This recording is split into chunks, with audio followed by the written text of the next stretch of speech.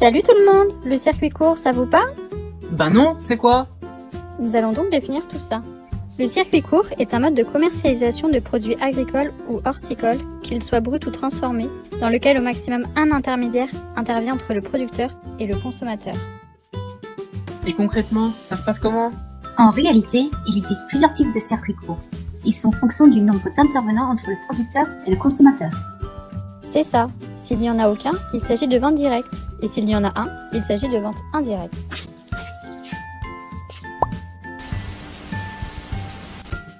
Les producteurs seront donc amenés, en plus de la production, à se familiariser avec la vente, le marketing, l'étiquetage ainsi que les différents procédés de transformation, mais les circuits courts leur apportent de nombreux avantages.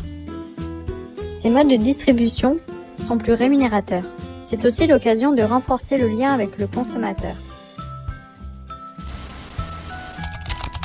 Les circuits courts sont-ils un mode de commercialisation plus vert?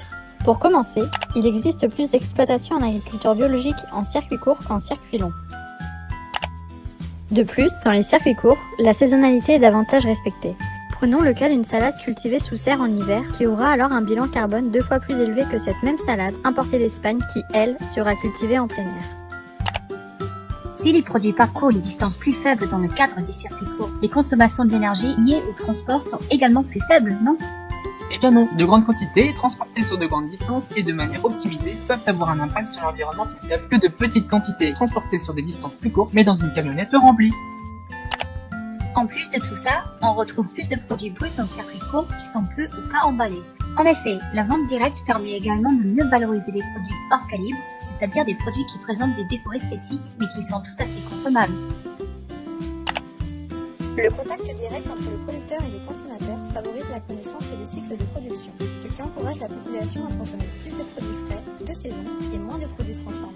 Les circuits courts présentent donc des avantages en termes de préservation de l'environnement, mais ne comptabilisent pas systématiquement un meilleur bilan carbone que les circuits longs. Ces deux types de circuits sont donc complémentaires. Il est donc important que les circuits courts et les circuits longs travaillent ensemble plutôt que séparément.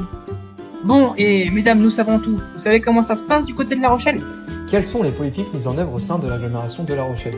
Revenons sur le projet alimentaire du territoire mené conjointement entre la Chambre d'agriculture et l'agglomération. Les piliers du PAT sont préserver la santé du consommateur, du producteur et de l'environnement. En découlent des objectifs économiques, l'agriculture étant un créateur d'emplois pour l'économie locale. Aussi, le volet social, lutter contre la précarité alimentaire. Et enfin, le volet environnemental, préserver les terres agricoles et les ressources en eau.